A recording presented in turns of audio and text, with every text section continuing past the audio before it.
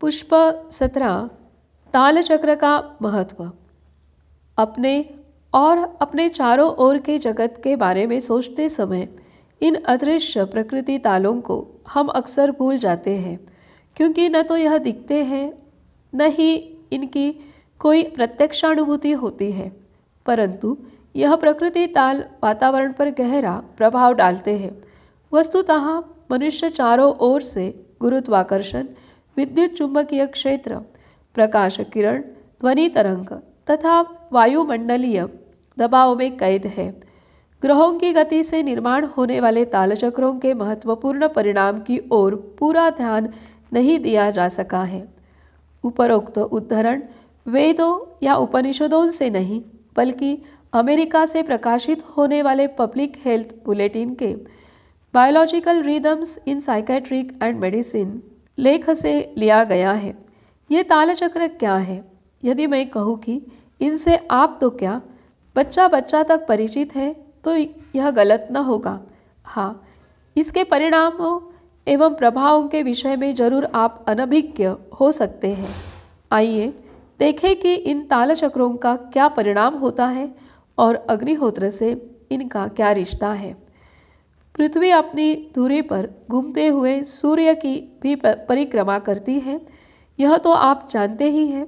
अपनी धुरी पर एक चक्कर पूरा करने में पृथ्वी को एक विशिष्ट समय लगता है।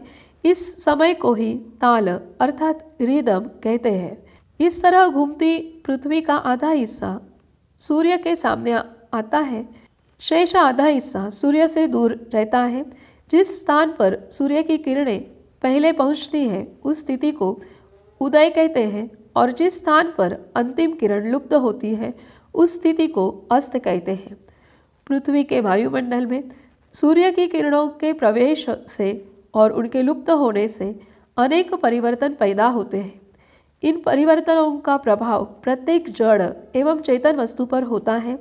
24 घंटों में उदय और अस्त की क्रिया एक एक बार होने से प्रकृति में जो परिवर्तन होता है उस क्षण को प्रकृति का ताल कहते हैं।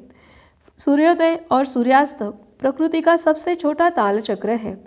अन्य ताल चक्र प्रति 7 दिन, 15 दिन, 30 दिन, 60 दिन, 180 तथा 360 दिनों के अंतराल में होते हैं, जिन्हें सप्ताह, पक्ष, मास, ऋतु, अयन तथा वर्ष इन नामों से संबोधित किया जाता है। एस्ट्रोफिजिक्स में सूर्योदय सूर्यास्त के सबसे छोटे तालचक्र को सर्केडियन रिदम कहते हैं तथा शेष बड़े तालचक्रों को इन्फ्रेडियम रिदम कहते हैं। ये समय संधियाँ ऐसी होती है कि जब पृथ्वी के वायुमंडल में अकस्मात परिवर्तन होकर उसका अच्छा या बुरा आघात पृथ्वी की सजीव सृष्टि पर होता है। वनस्पति, प्राणी तथा मन पर इन परिवर्तनों की प्रतिध्वनि तुरंत उत्पन्न होती है।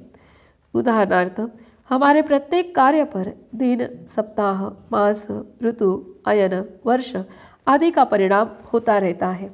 हमारे मन के कार्यकलाप भी इनसे प्रभावित होते हैं, अर्थात इन विशिष्ट समयों पर हम शारीरिक एवं मानसिक रूप से दुर्बल अथवा प्रबल होते हैं। शरीर की रोग प्रतिकार क्षमता भी इन तालचक्रों से प्रभावित होती है। औषधि की गुण क्षमता पर भी इनका परिणाम होता है। पागल आदमी के लिए अंग्रेजी में ल्यूनाटिक शब्द का प्रयोग होता है। अंग्रेजी में चंद्रमा को ल्यूना कहते हैं। ल्यूना अर्थात चंद्रमा की कलाओं की मनुष्य पर प्रतिक्रिया होती है। अमावस पूर्णिमा के दिन पागल व्यक्तियों का पागलपन चरम अवस्था पर रहता है और पागलखानों में इन दिनों उन्हें संभालना मुश्किल हो जाता है। आषाढ़ मास में बादलों के छाए रहने से पचन शक्ति मंद होती है। अल्सर, अस्थमा के रोगी इन दिनों में ज़्यादा तकलीफ पाते हैं। संक्षेप में, मानसिक दुर्बलता, स्त्रियों के मासिक स्राव, उच्च रक्तदाब आदि शरीरांतर्गत क्रिया कार्यों पर भी इन तालचक्रों का अच्छा एवं बुरा प्रभाव होता है। आधुनिक मनोविज्ञान के अनुसार यह सर्केडियम तथा इन्फ्रेडियम तालचक्र प्रकाश तरंग, विद्युत चुंबकीय शक्तियाँ तथा वायुमंडलीय दबाव के कारण मानव शरीर की क्रियाओं को प्रभावित करते हैं। पुष्पाधार, अग्निहोत्र पुस्तक, माधव आश्रम, भोपाल।